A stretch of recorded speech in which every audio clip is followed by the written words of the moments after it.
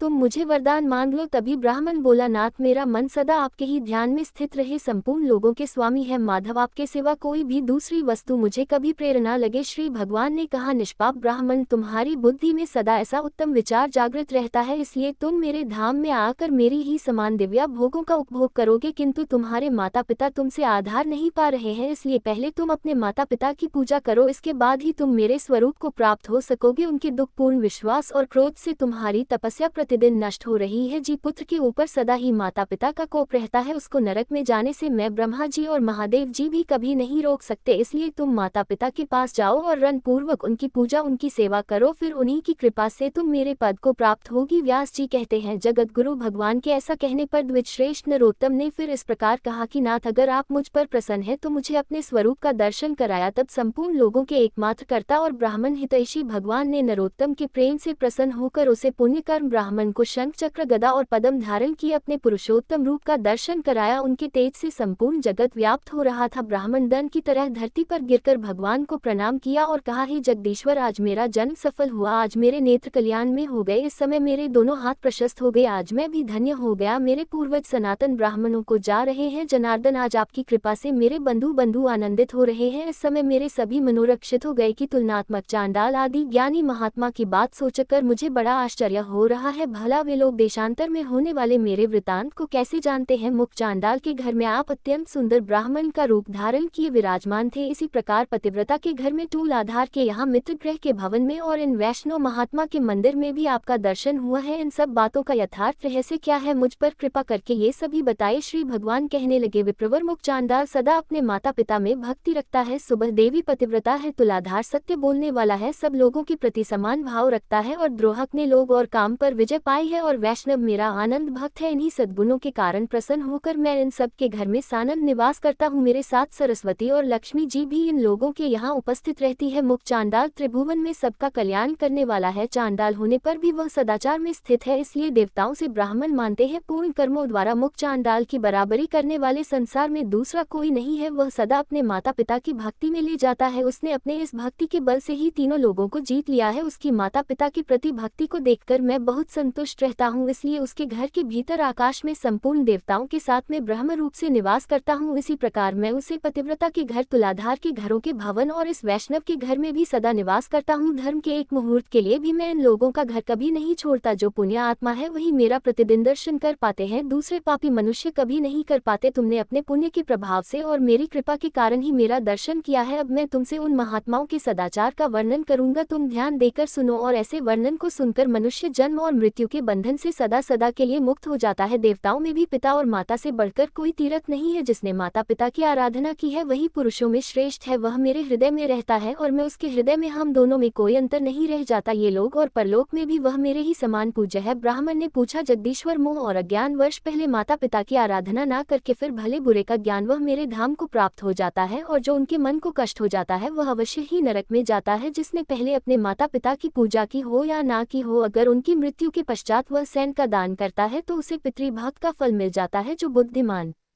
पुत्र अपना सर्वस्व लगाकर माता पिता का श्राद्ध करता है वह पूर्व जन्म की बातों को याद रखने वाला होता है और उसे पितृभक्त का पूरा फल मिल जाता है। 7 से बढ़कर महान यज्ञ तीनों लोकों में दूसरा कोई नहीं। इसमें जो कुछ दान दिया जाता है वह सब अक्षय होता है। दूसरों को जो दान दिया जाता है उसका फल 10,000 गुण होता है। अपनी जाति वालों को देने से लाख गुना, पिंडदान में लगाया हुआ धन करोड़ गुण, और ब्राह्मण को देने पर वह अनंत गुणनफल देने वाला होता है। जो गंगा जी के जाल में और गया, प्रयाग, पुष्कर, काशी, सिद्धकुट और गंगा सागर संगम तीर्थ में पितरों के लिए अनुदान करता है उसकी मुक्ति निश्चित है। जो विशेष तरह गंगा जी में तिल मिश्रित जल के द्वारा तर्पण करता है उसे भी मोक्ष का मार्ग मिल जाता है। फिर जो पिंडदान करता है उसके लिए तो कहना ही क्या, अमावस्या और उगादि तिथियां को और चंद्रमा और सूर्य ग्रहण के दिन चुप पवन श्रद्धा करता है वह अक्षय लोगों का भाग होता है। उसके पिता उसे प्रिय आशीर्वाद और अनंत भोग प्रदान करके 10,000 वर्षों तक तृप्ति रहते हैं। इसलिए प्रत्येक पर्व पर पुत्रों को प्रसन्नता, जो पुरुष श्रद्धा पूर्वक नित्य श्रद्धा करता है वह अक्षय लोक का उपभोग करता है। इसी प्रकार कृष्ण पक्ष में में विधिपूर्वक का मिश्रण का अनुष्ठान करके मनुष्य फल प्राप्त कर लेता है। आशा पूर्णिमा के बाद जो 5वां पक्ष आता है जिसे महालय या पितृपक्ष कहते हैं, उसमें पितरों का श्राद्ध करना चाहिए। उसे समय सूर्य कन्या राशि पर गए हैं या नहीं इस बात का विचार नहीं करना चाहिए। चंद्र ग्रहण के समय सभी दान भूमि दान के बराबर होते हैं, सभी ब्राह्मण विकास के समान माने जाते हैं और समस्त जल गंगा जल के समान हो जाता है। चंद्र ग्रहण में दिया हुआ दान और समय की अपेक्षा लाख गुना और सूर्य ग्रहण का 10 लाख गुना अधिक फल देने वाला बताया है। अगर गंगा जी का जल प्राप्त हो जाए तब तो चंद्र ग्रहण का दान करोड़ गुण और सूर्य ग्रहण में दिया हुआ दान 10 करोड़ गुना अधिक फल देने वाला होता है। ब्राह्मण ने पूछा, देव अपने पिता के लिए किए जाने वाले श्रद्धा नमक महायज्ञ का वर्णन किया। अब ये बताए कि पुत्र को पिता के जीते जी क्या करना चाहिए, कौन सा कर्म करके बुद्धिमान पुत्र को जन जान मेट्रो में परम कल्याण की प्राप्ति हो सकती है। ये सब बातें यत्नपूर्वक बताने की भी कृपा कीजिए। श्री भगवान बोले, वह परिवार पिता को देवता के समान समझकर उनकी पूजा करनी चाहिए और पुत्र की तरह उन पर इसलिए रखना चाहिए, कभी मन से भी उनकी आज्ञा का उल्लंघन नहीं करना चाहिए। जो पुत्र रोगी पिता की तरह तरह परिचर्या करता है उसे अक्षय स्वर्ग की प्राप्ति होती है और वह सदा देवताओं द्वारा पूजित होता है। पिता जब मरणासन होकर मृत्यु के लक्षण देख रहे हो उसे समय भी उनका पूजन करके पुत्र देवताओं के समान हो जाता है। पिता की सद्गति के निमित्त विधिपूर्वक उपवास करने से जो लाभ होता है अब उसका वर्णन करता हूँ, सुनो। 1000 अश्वमेध और 100 राजस्व यज्ञ करने से जो पुण्य मिलता है वही पुण्य पिता के निमित्त उपवास करने से मिल जाता है। वही उपवास अगर तीर्थ में किया जाए तो उन दोनों यज्ञों से करोड़ गुना अधिक फल होता है। जी श्रेष्ठ पुरुष के प्राण गंगा जी के जाल में छुट्टी है, वह फिर इस संसार बंधन के चक्र में नहीं पड़ता, वरुण मुक्त हो जाता है। जो अपने इच्छा अनुसार काशी में रहकर प्राण त्याग करता है वह अनुवांशिक फल भुगकर मेरे ही स्वरूप में लीन हो जाता है। जिस मनुष्य की मृत्यु घर के भीतर होती है उसे घर के छप्पर में जितनी गांठें बंधी रहती है उतने ही बंधन उसके शरीर में भी बढ़ जाते हैं। एक एक वर्ष के बाद उसका एक एक बंधन खुलता है। पुत्र और भाई बंधु देखते रह जाते हैं, किसी के द्वारा उसे बंधन से छुटकारा नहीं मिलता। पर्वत जंगल दुर्गम भूमि या जल रहित स्थान में प्राण त्यागने वाला मनुष्य दुर्गति को प्राप्त होता है, उसे कीड़े आदि की योनि में जन्म लेना पड़ता है। जी मरे हुए व्यक्ति के शब्द का दाह संस्कार मृत्यु के दूसरे दिन होता है, वह 60,000 वर्षों तक कुंभीपाक नरक में पड़ा रहता है। जो मनुष्य और इस प्रश्न का स्पर्श करके अर्थात अछूतों का स्पर्श करके या पित अवस्था में प्राण त्याग करता है वह चिरकाल तक नरक में निवास करके मत्स्योनि में जन्म लेता है। पूर्ण सेठ का पुण्य कर्मों का अनुष्ठान करने से मरते लोक निवासी सब मनुष्यों की मृत्यु के समय जैसी बुद्धि होती है वैसे ही गति उन्हें मिल जाती है। पिता के मरने पर जो बलवान पुत्र उनके शरीर को कंधे पर रखता है उसे पग पग पर अश्वमेध